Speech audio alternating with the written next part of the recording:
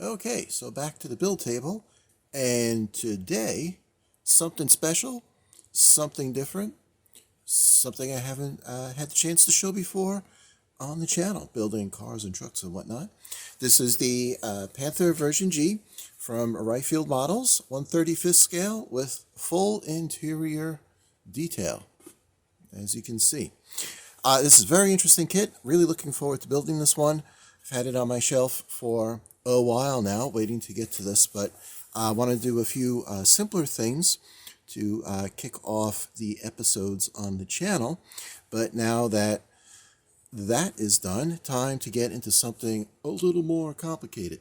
And this is certainly a kit that is a project. So definitely not recommended as a first kit, even though on this channel I like to talk a lot about starting the hobby new or getting back into the hobby, but certainly worth something to see to understand how in-depth you can get with some of these kits. Now, to give you a little background, if you are not familiar with World War II military kits, the Panther was a German tank during World War II. You're probably familiar with the term Panzers, German Panzer tanks. That was a generic term. Panzerkampfwagen was actually the full term used for the German tanks, followed by a model number, 1, 2, 3, 4, and so forth. And Panzerkampfwagen loosely translates to just, an armored fighting vehicle, loosely translated. The Ausf.G, I don't remember exactly the full word for this, but this is basically version. So at the start of the war, the Germans started with the Panzer I, which was basically a very light infantry support vehicle with just some machine guns in it. Then the Panzer II, which was a little bit heavier, a little more in terms of punch. The Panzer III, which actually had a larger gun on it and more of what you would consider a traditional tank in terms of having a turret with a main gun, a main battery on it. Then the Panzer IV, which was designed originally as a support vehicle for the Panzer III, but it had a larger turret ring, which allowed it to carry a bigger gun. And later that was rolled more into main service use once the campaign in Russia had begun and the Germans ran into the heavier Russian tanks. They needed something with a little more punch, which led to the next step, which is the Panther tank.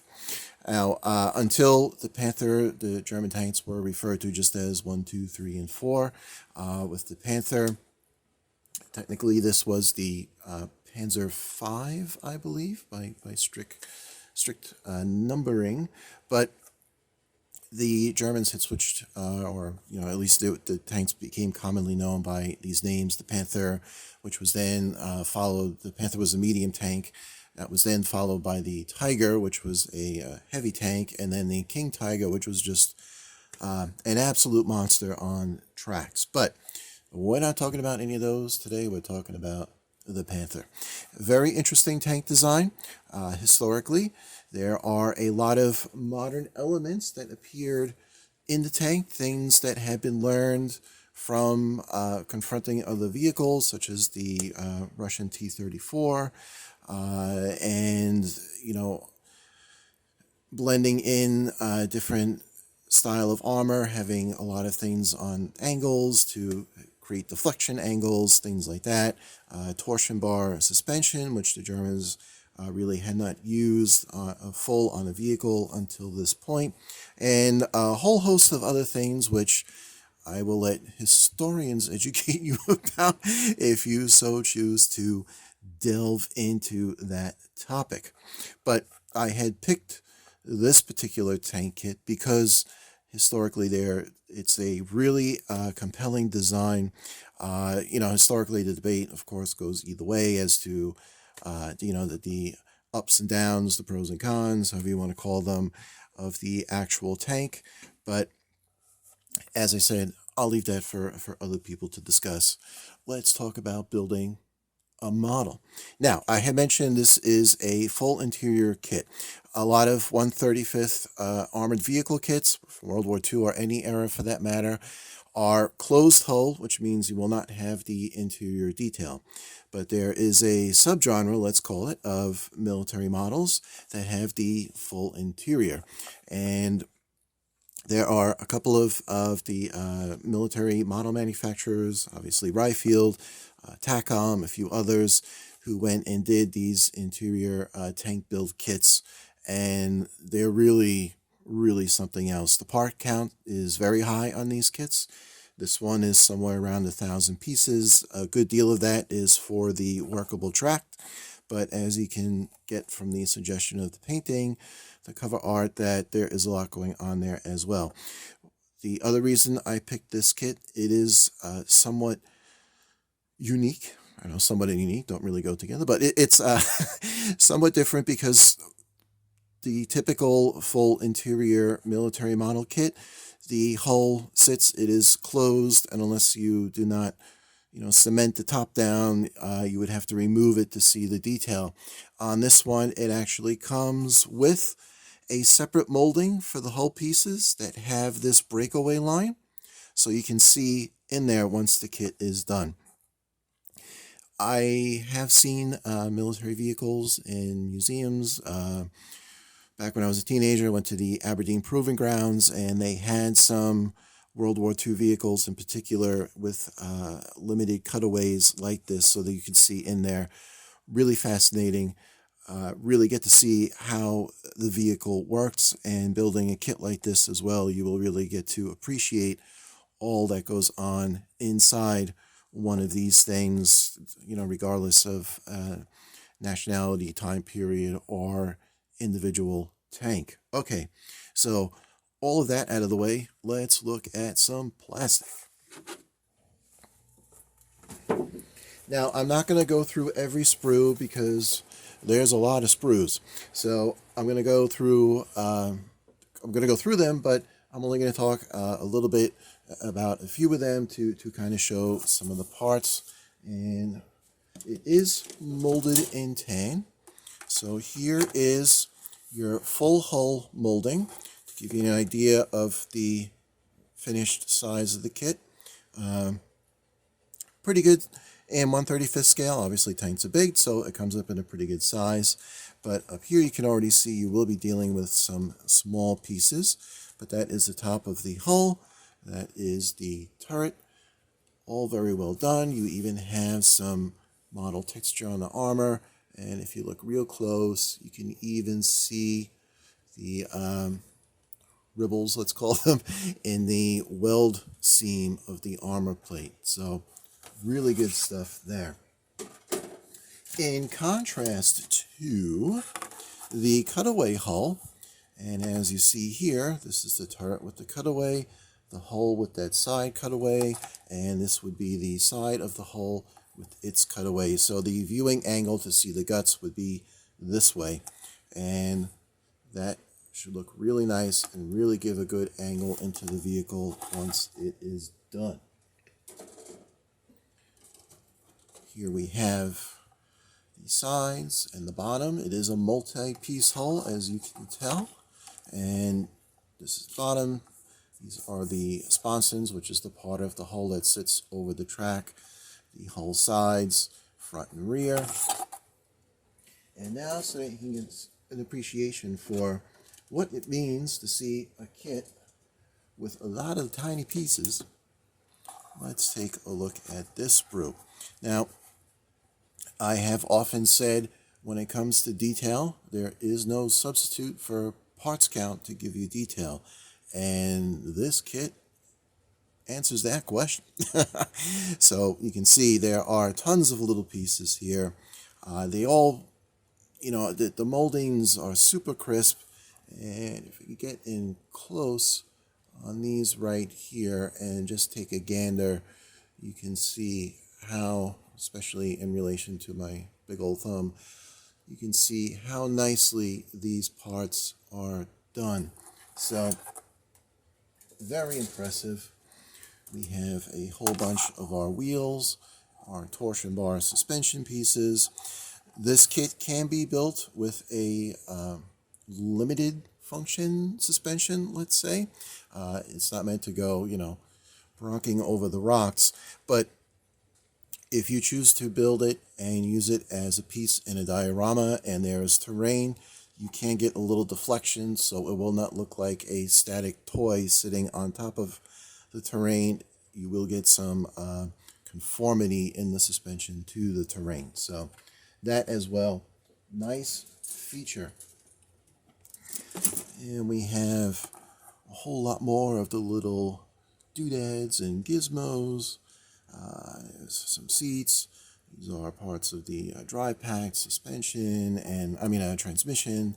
And I think at this point you will start to get the idea, so I will skip ahead on a couple of these sprues to show you one more individually, which has the engine parts. And the reason I am showing this specifically, after having done a couple of kits on the channel, you're probably used to seeing the size relation of a V8 engine at 1/24 scale. Well, here is the engine for the tank, and I believe this was a 12-cylinder diesel engine, but in 1/35 scale, it is almost the same size as a V8 car engine. So just to give you an idea for comparison. And again, if you look at these pieces for the engine, wow, what can you say? That's just beautiful work in, putting those together. Now, with this kit, you also get some interesting extras, which, after my arm gets out of the way, we will take a look at. Now, as is typical with the super detailed military kits, you get photo etch. There are two pieces of photo etch in here, and these are really to give you the detail on the finer hull bracings that go inside, and then later some of the extra little pieces like fan meshes for the tank, the shell catch basket under the main gun. Things like this you really can't do in scale in plastic, and you can see just from the detail of that. You saw me do just a little bit of photo etch on the trumpeter Hempt truck, and it does add a lot to the kit. You do have some polycap pieces for attaching road wheels, and the tank does come with an option. You can build it with several different variants, but you get liners for the actual old road wheels. Instead of just steel wheels, you get some steel wire for adding more detail, copper tow cable wire. You can build the tank with a, let's call it a recoil action on the gun, the main gun, so that's what the spring is for. If you choose to build the closed hull, I guess that's something you could get into with the open hull build, which is what I'm going to do. I will not be using that. And there are just a small sprue of your clear parts. Most of these will be for vision blocks for the gunner, commander, driver. We have a limited decal sheet, of course, because it's not a stock car, it's a tank. The repetition of decals on this sheet is that these are the different shell markings that were in the tank, because you have high explosive, armor piercing, blah, blah, blah. They all have different markings, and you get the decals for all of that. Now, as far as the treads go, or the track lengths, I should say, with this kit and kits like this, and you may have noticed on the cover of the box, it said that it has a fully workable track. And you can see here two of the track lengths. They come on these little midget sprues. And these will all assemble together and pin together with tiny plastic pins. And you will have a workable track. Now, when I was a teenager and I was building tank models, everything came with these vinyl tracks. And, it really didn't look that good. But this has a fully workable track. And even though I won't be, driving this thing around in my yard, in terms of a finished kit, there's no beating, again, the detail you can get in parts. And just as a final, to look once again at our box art, and I just want to get in close, and I will have a JPEG of this, but to give you a little more idea of just the kind of detail you'll get in here.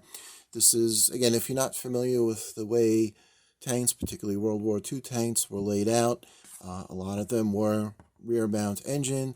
The drivetrain goes forward. That's your transmission, your drive sprocket packs, obviously your wheels and your tread. You can see the road wheels there with their with the rubber liner and shells. This is where the turret sits, the turret basket. And again, this picture is with the cutout hull for the interior detail. So this is what I'll be looking to build. So that should look good. Now with this kit as well, and also common with a lot of these military models, they give you instructions for color schemes and decals for if you want to really drill down and be specific as to a specific color scheme and where that would have been seen during which operation, which locations. Like here we have December 44 in the Ardennes. You will get those instructions to do that as well. Since I will be building the cutaway, I'm building mine more as something that you would see in a museum, because obviously you're not going to drive around with half your hull cut out, but that is the plan. So I'll have a few JPEGs after this, and then I'm going to tidy up here a little bit, and we'll take a look at the instructions to see a little bit more of how this monster is going to go together. Okay, so back in a moment.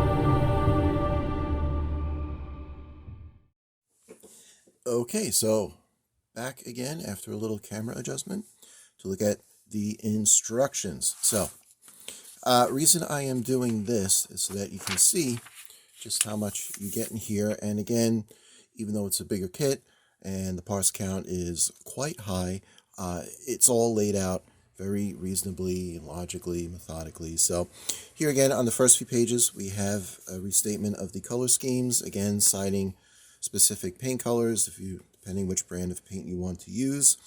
Even a few steps on the bottom telling you in what order to do these paints for particular weathering effects, should you choose to do that. And we have a third scheme, and now we're into assembly.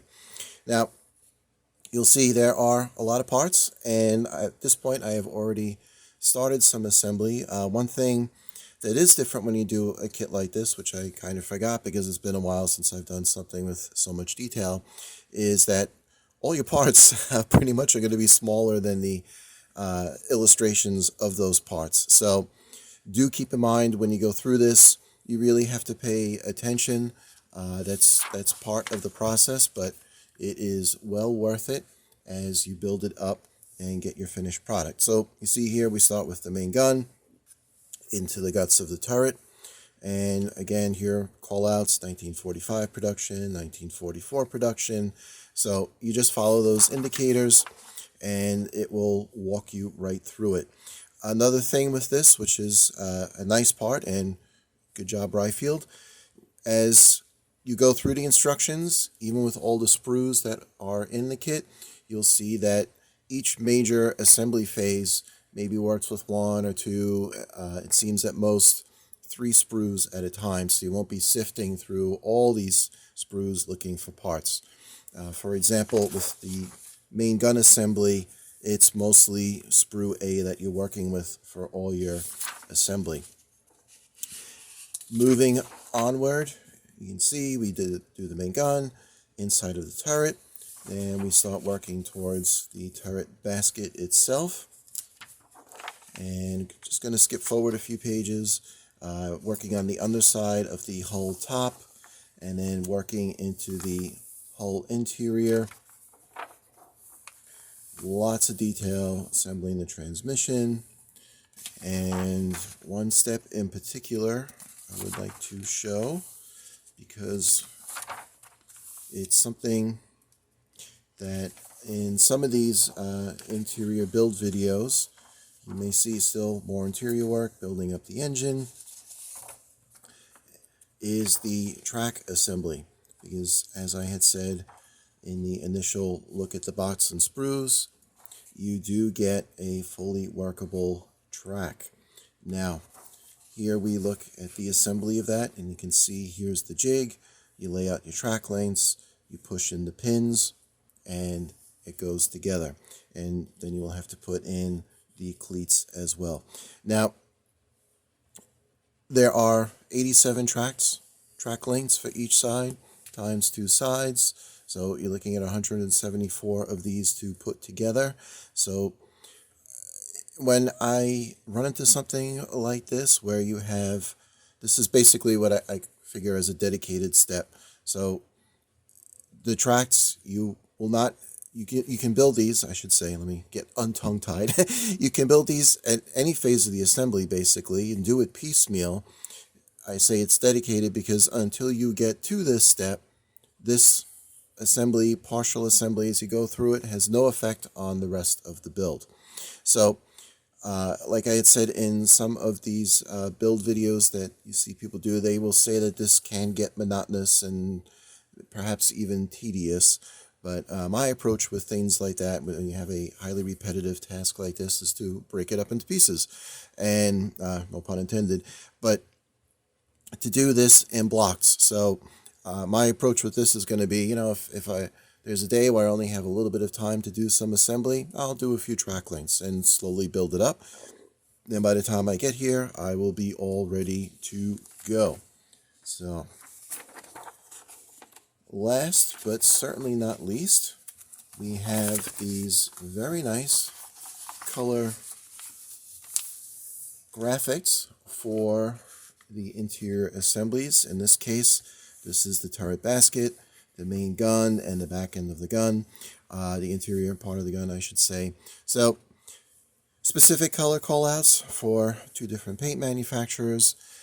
If you don't feel like buying a separate set of paint, you can always go and, you know, visually approximate and get something that is close enough for comfort. If you have paints that are already close enough, certainly, you know, you can go ahead and use those. Again, unless you're looking to, you know, enter your model in a contest where people will be truly discriminating as to exact color rendition and those levels of detail and scrutiny, it's not going to make a difference in your final build. You could, if you're off by a tiny shade, you know, the model police are not going to come knocking on your door. So just a note there. But Then to show again, now we have the color graphic for the full interior. They show the driveline separately, so you get that extra detail. So this will all build up, and you have a great reference for how to do your color. In the instructions themselves, they do not have specific color call outs as you assemble it. This is really your paint reference, so you would have to keep that in mind as you build it. And then last but not least, the always handy sprue map to locate a part if you ever get lost and really can't find something. Always a great handy reference to have. And there you go. So I will now return to building. There will be some JPEGs of what I've been doing along the way. And when I come back, we'll take a look at some of that stuff and talk about color. All right, so until then.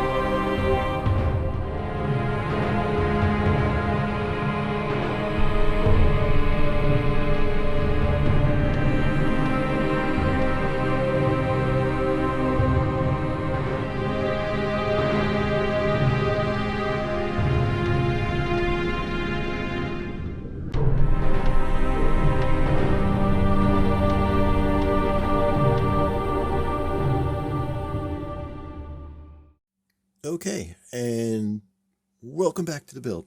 So, a couple of things to talk about, and I had said I would have a few assemblies to look at. I had some JPEGs before this, but now we will look at the final product. But before we get to that, because the goal with this channel and these videos is I want to help people who are getting into the hobby and guide them through some of the things you might run into when you're building these different kits. Now, one of the things I've talked about in some other videos is organization. In the last video I did, which was the Bandai Gundam Arbalest, I talked specifically about organization and keeping your things together. Now, with a kit like this, because there are quite a few sprues, I thought I would just show you what I'm doing here to keep organized. Now, everybody has their own method, and you do what works for you. When you do your own build, you know, of course, obviously, you have your own comfort level, and that goes without saying. But it never hurts to see what other people are doing, because, you know, you might modify what you're doing, or you might learn something new. Ding! So, you know, some people, when they do these kits with multiple sprues, they have space where they set out a table an extra table near their work area, and they just lay all the sprues out in alphabetical order. That's great. Not everybody has that room.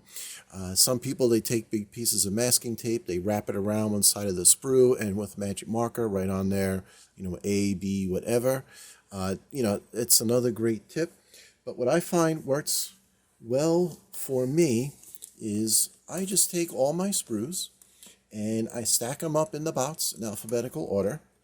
And I guess my experience working in a lab has kind of made me a little obsessive with keeping things in some type of numerical or alphabetical order. I just keep my sprues in here, and I basically leaf through, and whatever sprue I need, I take that out. Now, I had said when I was looking at the instructions, one of the really nice things with the design of this kit, outside of it, the subject matter, but the actual design and how the kit was figured out for you as the person buying it to put it together, is the organization of the assembly. So, like when you're working with the turret, almost all of it is from a sprue. When you go to some other sections, when I worked on the transmission, and if I can get to that page, here we go. Working on the transmission, almost all the parts were from, actually all the parts were from D sprue, except for one piece which came from H sprue.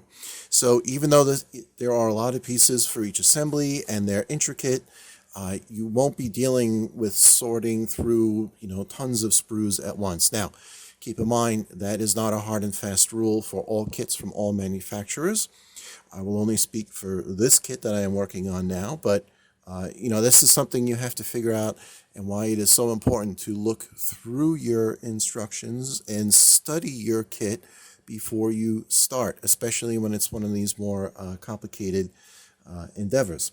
So another thing for keeping organized, especially since what I've been doing is jumping around between sub-assemblies, and I talked a lot about sub-assemblies when I did the trumpeter hemp truck, and also with the Bandai Gundam Arbalest. But again, here, this topic comes up, and because you're working with a lot of different things, you can do them not necessarily in the exact order in the instructions. Of course, be very mindful of what you're doing so that you don't overbuild on something and then have a problem later getting things to fit together. So again, study your instructions.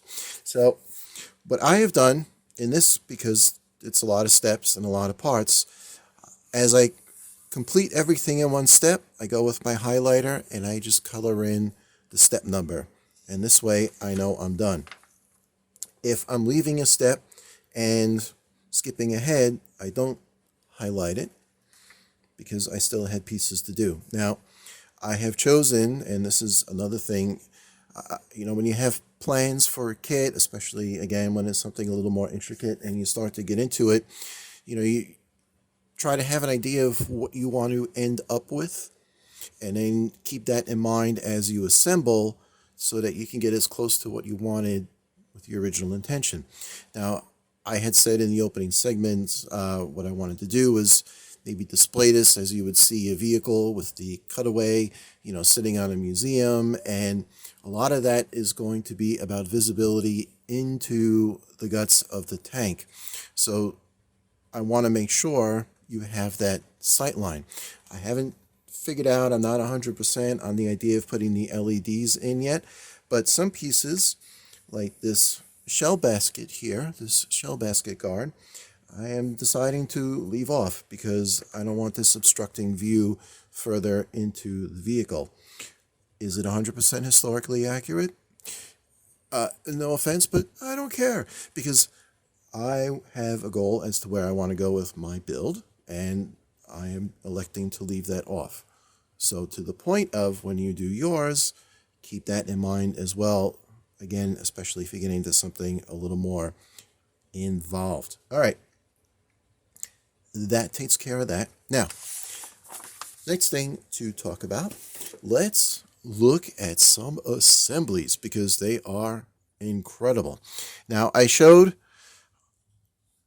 some of the mock-up on the initial assembly for the main gun here. Now that it's all done and painted up, I just wanted to give you a glance of how this shapes up in its final product. And wow, it looked great just in the raw plastic, but painted up, this is pretty incredible stuff.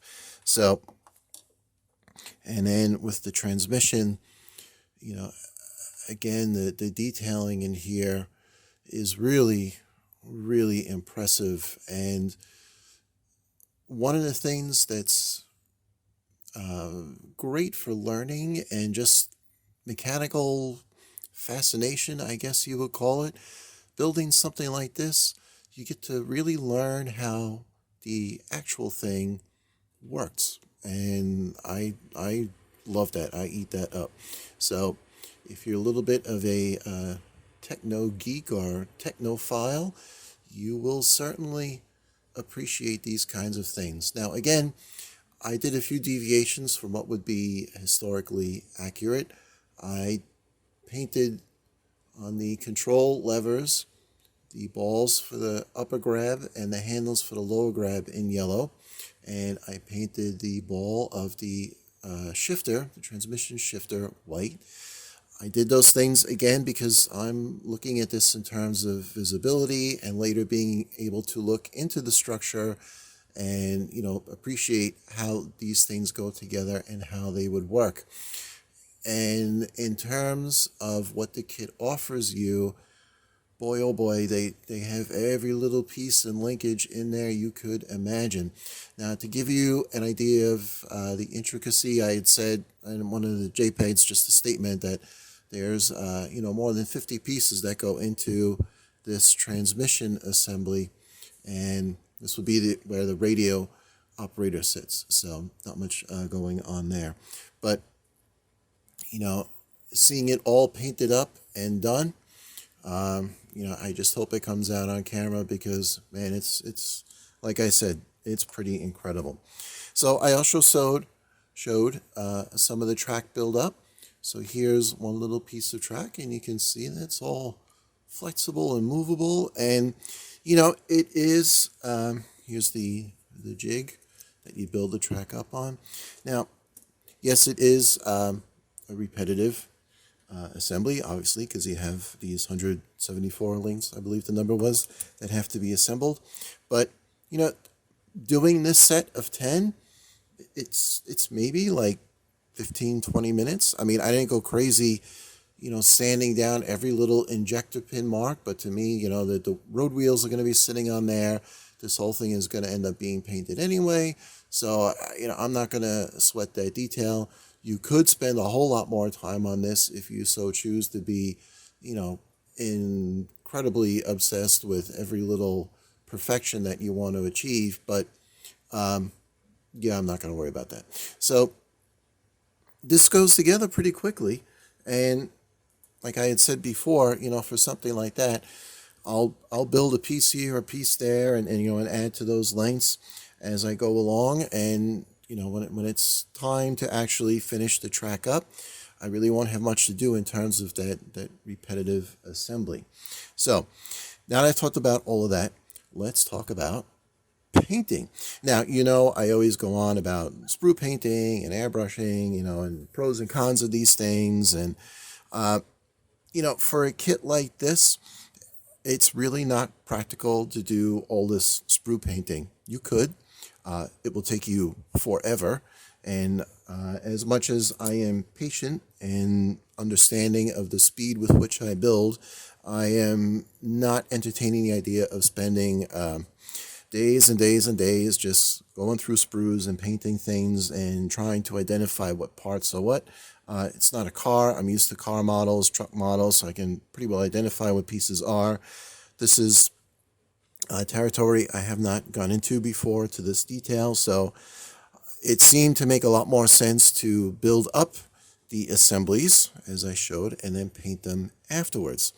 Now, getting in there and painting things that are this intricate and correspondingly delicate with a brush is, there's a lot of care that will go into it. Obviously, when you build something and you take this kind of time, you don't want to damage what you just assembled, and you don't want to have paint obscuring some of this detail. So, I'm going to show you something. This is from Works. I saw this pop up on my YouTube feed, and other people talking about this thing, this Works Maker X airbrush. So I looked into it, and this is the whole thing right here. And this kit I got, this was $120 with the rotor. Came with a little rotary tool in the bundle, plus all the bits. So you can see that here. I have not used that yet, but it was actually cheaper to get this bundle with the rotary tool, the Dremel type tool, rather than buying the airbrush, the battery, and the controller. But this is the whole thing. And, this is something new for me. And I gave it a shot. And boy, it's made life so much easier, because I was able to do these assemblies and then go in and hit them with the airbrush, and they were done in the base color, the detail paint I went in and did by hand. But it made things, one, not only go a whole lot faster, but more importantly, which really motivated me to investigate this as a possibility, was the fact that when the airbrush paint goes on very fine, so you get a fine coat, you're not going to cloud over your details, and so there you go.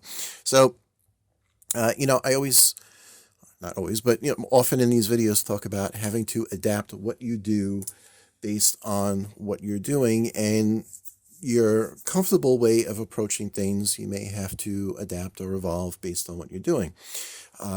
As much as I have talked about saying, how from a practical standpoint, I didn't see a need for the expense of an airbrush, at this price point, it made a lot of sense to me.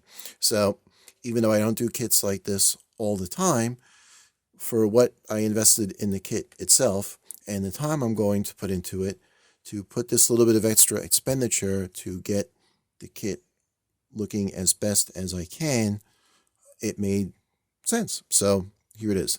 Now, I will probably do a subsequent video, probably after this build, talking about this guy and some of my hits and misses, learning how to use it, because I've never used an airbrush. This was my first go, but it's actually really simple to use.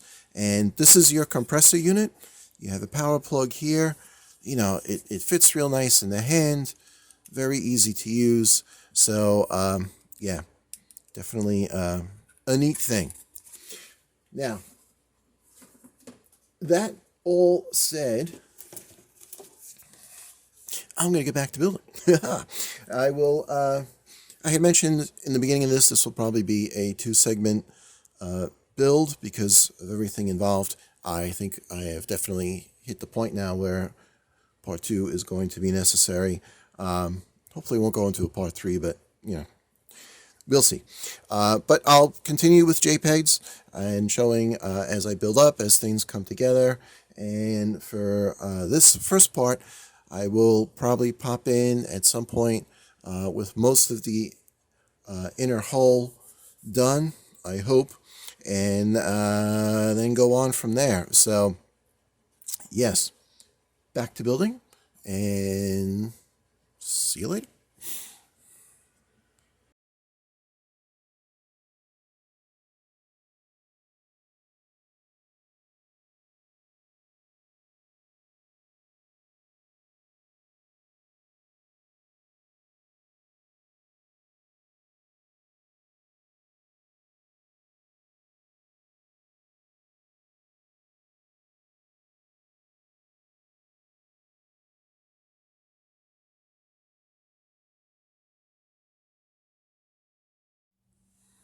Okay, and we're back to building the tank.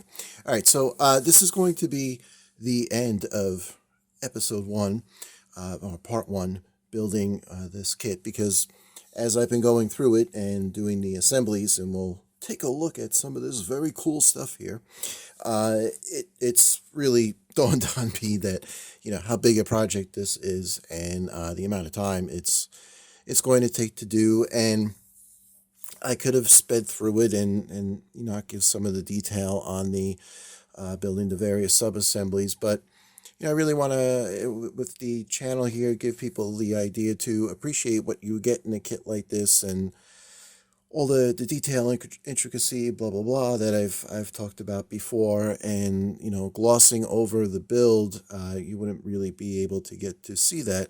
So if you're not interested in building this yourself, something like this, but you want to see what it's like to go together, then here's your vicarious thrill. So, all right, now let's talk about where things are. You can see I got a bunch of stuff laid out here. So the tracks up here, they're coming along. I've done 20 links on this set, 30 links on that set, and like I said, just going in, doing a batch of 10 here and there. It's working out pretty well. One of the things on this side of the track, in the cover painting here, you see that they did not do the full length of track to wrap around the bogies so that you could see the running gear here. And I plan on following that example to keep it more open, to get more of that look at what the tank is. So I'll complete the track on the radio operator side, but not on the driver side. So that will save some time, let's say, but it's not about saving time. You know what I mean. Now, these are the assorted shell storage baskets. I built them up and painted them in batch because it was just easier, since I'm using the airbrush, the Works Maker X airbrush. There we go. I knew I'd get it out. It's easier to do these things, much easier to do these things in batch, because as great as the airbrush is working, doing the build here, it is an extra step cleaning the thing out, and then it's whatever. For every plus there is a minus, right? C'est la vie. So yeah, I'm trying to keep the cleaning time for the brush at a minimum in terms of a ratio to the painting time. So I'm trying to do painting in batch as much as I can. So, and to that effect, there are quite a few other parts that I have done in the white, which I'm going to use, well, I'm using for the interior here, and I'll talk about that in a minute. That I have those sprues off camera, and there's no point in taking them out right now. Now, in terms of color choice, obviously I have the white. When you check out the instructions, you will see it's a somewhat different story. Now, this is where you have to make a decision when you're building a kit, any kit, as to what it is you want to do with the kit, and how accurate you want to be, let's say, to something that is truly factual, in this case, this depiction here. Now, in that perspective, my main goal with this kit, as I've said earlier, is to be able to really appreciate the inner detail of the tank. Now, going with all of these grays and some of this sort of like creamy color, I felt looking into the tank, you may not really appreciate everything that's going on there.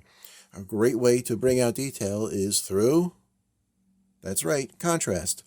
So I figured, you know what, I'm just going to go with white. It's a nice clean color, and then everything I put in there, no matter what color it is, except white, of course, will stick out in detail. So that's the plan, and that's why I deviated. Now, for the true detail historically accurate, die-hard enthusiast, whatever, go for it. I am trying to do something a little bit different. I also feel this puts my own little creative stamp or interpretation on it. If everybody wants to be a die-hard enthusiast, all their kits will look like this. I want my kit to look like my kit, as well as you should make your kit look like your kit because you built it. So you don't want something on your shelf that looks the same as something 20 other people could build. There you go. So that's a discussion of paint. Now, the other part of it was, and I've talked about this before in other builds that I've done, is trying to keep the paint and all of these things within reason. So I have bought a couple of new colors for doing this kit, but I tried to compromise, let's say, as much as I could while still trying to stay as true as I could to the actual tank within how I am choosing to interpret and present my model. That's a whole bunch of stuff. But, when you hash out all those compromises, when you do a build of your own, then you'll start to realize, okay, I want to get this color. I don't need that color. So, my thinking is always, I'm not going to buy a paint color that I will probably never use again that just seems like a waste. Even if it's, a simple tester's bottle paint for like $1.99, and then I might make an exception. But otherwise, I'm really not inclined to do something like that. I not only am not interested to, buy all these different brands of different paints and all these different colors. I don't want that. To me, it's clutter, and I want to keep things simple, practical, and casual. Hey, good name for a channel. But that's how I'm looking at it. Now, in terms of what we've been building so far. So there's actually very little building here for the whole interior. This is just the two sides and one of the sponsons. So this is the bottom of the tank. Everything will sit in there, and then the top of the hull will go on. The turret will sit in there, and it'll be ready to go. Mainly, I wanted to show you this so you can appreciate how big the tank will be building in the 1/35th scale. So I'm going to bring out my previously used reference measure when we did the 1/16th VW bus. I brought this guy out, and you could see how the bus, was considerably longer than that. But in 1/35th scale, you can see the tank is, and there'll be a little more overhang back here, but you can see it's almost the same size as a 1/24th scale car. So, not impossibly small to work with, certainly, because it is a bigger subject to start. But with all the interior detail, I would say that you definitely need to be comfortable working with tweezers. If you are not comfortable working with tweezers, or you are not accustomed to handling very small parts, you will have an adventure with this kit. Now, I had talked about this a little bit more when in a prior episode when I built the trumpeter hemp truck, about the small pieces and having to work with that, as well as this kit goes together, and it does go together extremely well. It's so impressive. If you don't have the experience of working with small stuff like that, like the trumpeter hemp tractor, this too will drive you crazy. So certainly to be taken under advisement. And I mean, I doubt somebody as a first kit would pick something up like this anyway, because they'd probably see the parts count and go, "Are you crazy?" But as you do the typical slippery slope of any hobby, starting simple and getting deeper and deeper into it, something like this might be on your horizon. So again, take it under advisement. You need to be comfortable and have some experience with working with the small stuff. All right, now I had shown the transmission before, but just to take another quick look at it, because if you'll remember when I had talked about the transmission, I had said one of the things that's really neat with a kit like this is that you get the chance to really learn the functional aspect of what you're building. And that is what a transmission will actually sit. So, and I'm going to go into a little bit of time on that. This is the engine, the V12 engine. Another really, get it back in frame. Sorry about that. It was driving away. Spectacular assembly here. I believe there were just over 60 parts on this. And, you know, if you want to put that in perspective so you can see the size of the finished engine against my thumb, there's 60 parts in there. And your typical 1/24th scale car kit is, 80 to 100 parts for the whole car. So really a lot going on there. And maybe on camera it is a little difficult to appreciate, but wow, what detail. And it's really, really something. So we'll drop that in where the engine goes. Now, to do these assemblies for the engine, it's the same gray that I have been using elsewhere, this XF25. But I did no airbrushing with the engine. The engine was all actual manual brush paint. And the reason for that, as I had mentioned in the slides for the engine buildup, and something I just want to go over briefly, is because I had talked about it earlier about airbrushing versus brush painting. You got to look at what you're going to build and what would be the best way to build it. Now, you could build the engine in full, as I had done, let's say with the transmission, go back, airbrush the whole thing, and then go in and pick out the details. But because this is such a complicated structure in terms of its many different planes and details and nooks and crannies and everything else, and maybe it's my inexperience with airbrushing, but it just didn't seem like a real feasible approach to try to airbrush and then do everything else. So I did it the way I did: painted, built, by brush. Now, move that aside. We've looked at the turret gun before, but I'm just going to give you another gander of this, because now we're going to look at the turret basket. Now, if you are not familiar with how tanks are built, so this is the turret basket. The turret gun mounts like so, and then the shell of the turret sits over the top that you see from the outside. So this is spatially how it will fit together. And this turret basket is an incredible assembly.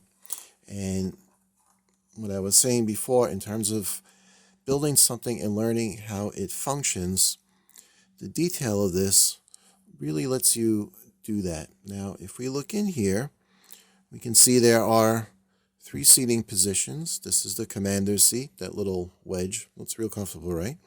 This is the loader's position. When the loader would actually be working to load the gun, this seat would be folded up and the guy would stand here, and the shells are stored around the side of the turret. You grab the shell, shove it in the cannon fires, the shell spits out and drops down into this waste basket here. And the gunner sits right in this tight little spot. Now, when building the turret basket, we have all these control wheels and pedals.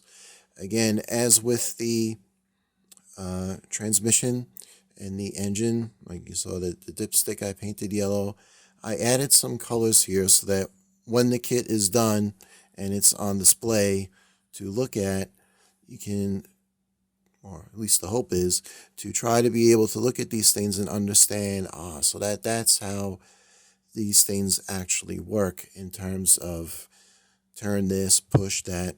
So here, now where this will sit in the tank, the main drive line of the tank runs underneath the basket. There is a transmission. The hub of the transmission has an up shaft that catches this gearbox here. I'm trying to keep it in frame, sorry. That catches this gearbox here, and that provides power to manage everything in the turret. So when you build it, you see here there's a little linkage. It comes down to these two pedals. So that's what the gunner uses, stepping on one pedal or the other to rotate the turret clockwise or counterclockwise. And you can see there's a little drive shaft that comes up and goes into this gearbox, which has the gear to mesh with the gear of the, of the turret ring to provide that traverse. There is also a manual control right here, in case you lose power, to crank the turret around. This yellow lever goes over here, and that actually provides the control to raise or lower the angle of the gun. So, and that all that stuff, all those little linkages, they're all in there. So when you build this, you can see if you were the gunner sitting in that seat, first of all, you'd have all these controls shoved in your face, plus the sight of the gun running next to that. And that is how this would all be controlled. And to be able to get all of that mechanically, mechanically reproduced in plastic for the kit, to show you that, it's pretty cool. It's some pretty cool stuff. So, tons of detail in there. Everything fits together really well. But again, you got to be patient, and you got to have a little bit of experience working with all this teeny tiny stuff, because, some of the parts in here were quite small, and that's why I had included the JPEG in the beginning of the build, the builder's advisory, to really point that out. But once it's done, I think it speaks for itself. It's a really impressive assembly. So that is that. Now, that's all I'm going to say for now. So already been talking for a bit on this part of the video. So that's where it's at right now. Now, I got a bunch of other stuff that is partially painted on the sprues that I've done little bits of work here and there. I'm not going to bother bringing that out. Going into part 2 of this build, going to start getting, because I've done some prep work on the pieces to get the more of the body detail, the hull detail going in here, and talk a little bit about the painting. I did go ahead and get some colors to do a camo pattern on the outside of the tank.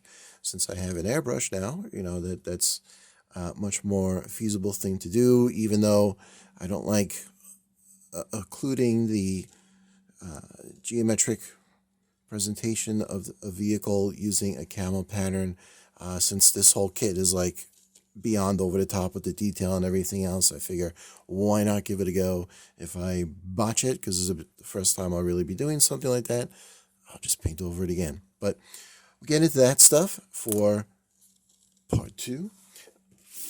I got my LEDs in the mail, so I have figured out my strategy for that. And part 2, hopefully I will get into doing that. But this area here in the back of the hull, that's where I'm going to stick my hardware, and the lighting will route through on this side of the tank to light it up from behind and underneath the turret. That's the plan. I pretty well have it figured out how I'm going to do it, and go into the detail of talking about that. Now, as far as the final presentation of the model, I had talked about making a little base, and I was trying to find some 1/35th scale civilian people to maybe put one on the base with the tank so you can appreciate the actual size of it relative to a person. And while I was searching, lo and behold, a German tank crew, and they're actually sitting inside of a Panther tank. So I'm not planning on putting all the guys in the tank because, again, I don't want to crowd out being able to see some of the other things going on in there. I will probably just do the commander and have him sitting on that little very uncomfortable, I don't even know if you want to call that a seat, but I will probably just seat him in there, and you'll be able to see him through the opening that is designed in the turret for visibility. So he'll be sitting right there, and I'll build it with the hatch open, so I'll be able to see him in scale to the kit. So look at that. And there we go. So I'm going to call it quits for now. As usual, thanks for watching. Do all that YouTube stuff if you'd be so kind. Like, subscribe, and hopefully some other people get to see this and see what kind of an insane thing it is to do one of these kits if you're used to doing things that are, more of your average cars and trucks and whatnot. But the build goes on. Okay, so as I said, part 2 will pick up with a whole bunch of other stuff and take it from there. All right, thanks for watching, and goodbye.